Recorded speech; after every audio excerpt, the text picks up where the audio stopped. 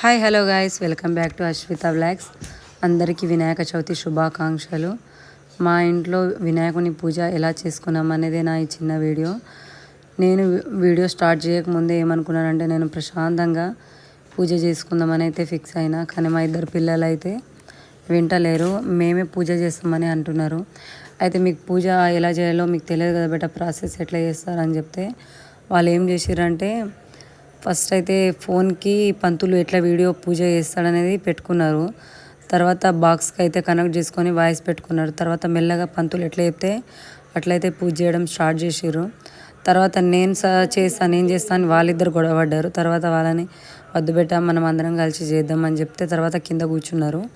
కింద కూర్చున్న తర్వాత మేమైతే అందరం కలిసి అయితే పూజ స్టార్ట్ చేసినాం. మా చిన్నోడు ఏమంటున్నాడంటే మమ్మీ వినాయకునికి కూడా స్పెట్స్ వేస్తాను అన్నాడు.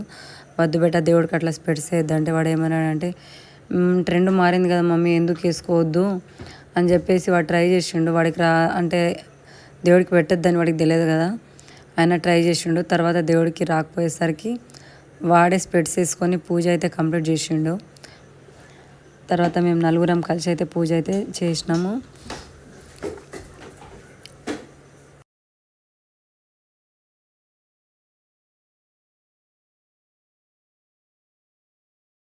ప్రక్కగాను ఉన్న పూజా ద్రవ్యాల మీద, మండపం మీద, మీ మీద కూడా చల్లుకోవాలి. ఇక తర్వాత వినాయకుని పూజ ప్రారంభిద్దామా? అక్షంతలు తీసుకొని బాగా ప్రార్థన చేయండి. మా పిల్లలు చెప్పిన ప్లాన్ అయితే మాకు బాగానే అనిపించింది. ఎందుకంటే వాళ్ళు ఫోన్లో పెట్టింది మేము కూడా ఫాలో అయిపోయినాం. అంటే మనకు కూడా తెలియదు కదా, పంతులు ఎలా చెప్తే అలా చేయడం బాగానే అనిపించింది. అదే ప్రాసెస్లో మేము కూడా వెళ్ళిపోయినాం.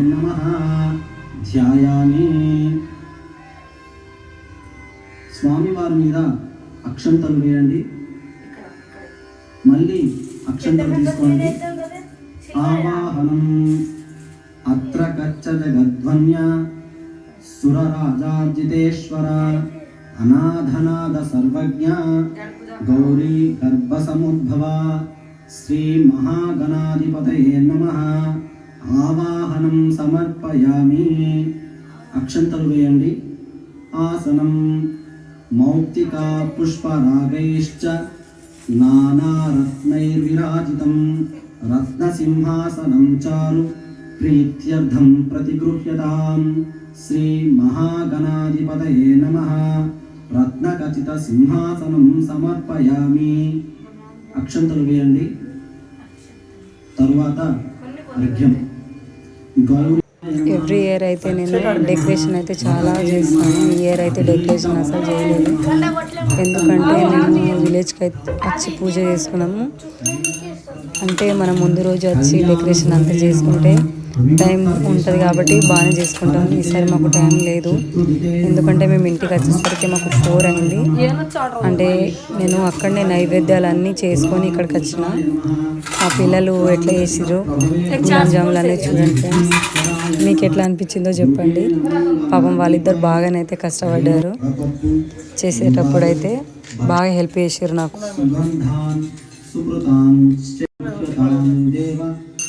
జనముద్ఘై ప్రకల్పితాం భక్షం భోజంతహే చేతిలో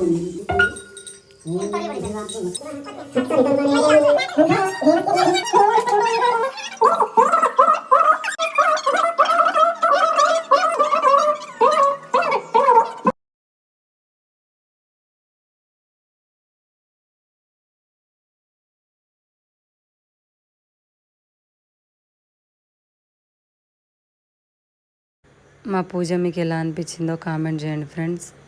మాది చాలా పెద్ద ఫ్యామిలీ, కానీ మేము వచ్చేసరికి ఎవరి పనుల్లో వాళ్ళైతే బిజీగా ఉన్నారు.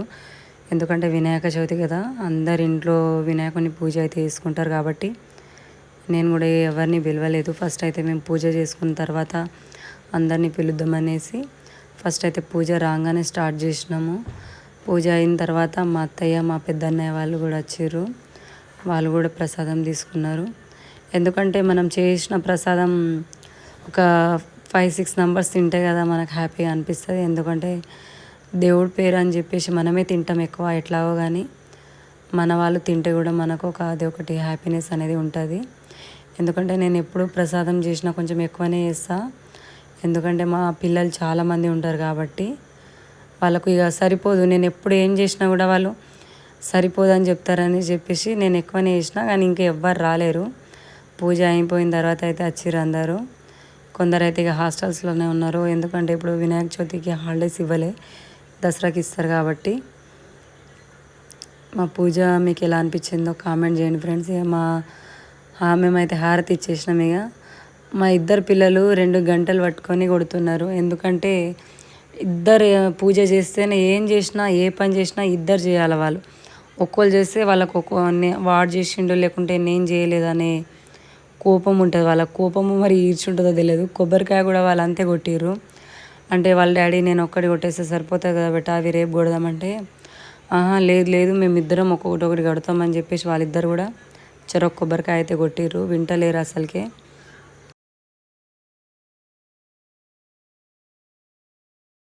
కొబ్బరికాయలు కొంచెం పచ్చిగా ఉండడం వలన అంటే పలగొట్టిన సరిగ్గా పలుగుతలేవు అవి. ఇంట్లో మొత్తం ఇట్లా పొట్టు ఇట్లా వెళ్తుంది, ఎందుకంటే పూజ అయిన తర్వాత ఇల్లు ఉడవద్దని చెప్తారు కదా, అందుకోసమని నేనైతే ఒర్రుతున్న వాళ్ళ మీద. వద్దు బయటికి వెళ్ళైనా కొట్టండి అని చెప్తున్నా, ఎందుకంటే పూజ అయిన తర్వాత కొంచెం నీట్గా ఉంటేనే ప్రశాంతంగా దేవుడి ఇంట్లో ఉన్నట్టు అనిపిస్తుంది కదా, ఆ ఫీలింగ్ ఉండదు అనేది నా బాధ. నాకు నీట్గా ఉంటేనే చాలా ఇష్టము, ఇల్లు నీట్గా పెట్టుకోవడము. అయినా వీళ్ళు వింటలేరు. నేను తుడిచిన కొద్దీ వీళ్ళు పలగొడుతూనే ఉన్నారు ఇంట్లోనే. అంటే దేవుడి ఇంట్లో ఉండగా మేము ఎందుకు బయట వెళ్ళి పలగొడతామని అంటున్నాడు మా పెద్దోడైతే. ఇక వాడు అందుకోసమని ఇక నేను కూడా ఏమనలేదు. ఫైనలీ మా పూజ ఎలా అనిపించిందో కామెంట్ చేయండి ఫ్రెండ్స్. సింపుల్గా చేసుకున్నాం మేమైతే ఈసారి. అంటే ఎవ్రీ ఇయర్ నేను చాలా అంటే బాగా డెకరేషన్ చేసుకుంటా, ఈసారి నేను ఎలాంటి డెకరేషన్ చేయలేదు, సింపుల్గా వేసుకున్నా. ఎందుకంటే నేను వినాయక చవితికి ముందు రోజే నైట్ నుంచే ప్రిపరేషన్ స్టార్ట్ అయిపోతుంది, అంటే ఎలా చేయాలనేది. కానీ ఈసారి అట్లా కాదు, 1 అవర్లోనే సింపుల్గా ఇలా అయిపోయింది మా పూజ. అంటే దేవుడికి గుంజీలు తీయాలని అంటారు కదా, మేమైతే 11 గుంజీలు అయితే తీసినాము. మా చిన్నోడు డ్యాన్స్ చేస్తున్నట్టు గుంజీలు తీస్తున్నాడు. మీరు కూడా గుంజీలు తీసిర్రా ఫ్రెండ్స్? అసలు గుంజీలు ఎందుకు తీస్తారో నాకు తెలియదు ఫ్రెండ్స్, కొంచెం కామెంట్ పెట్టండి.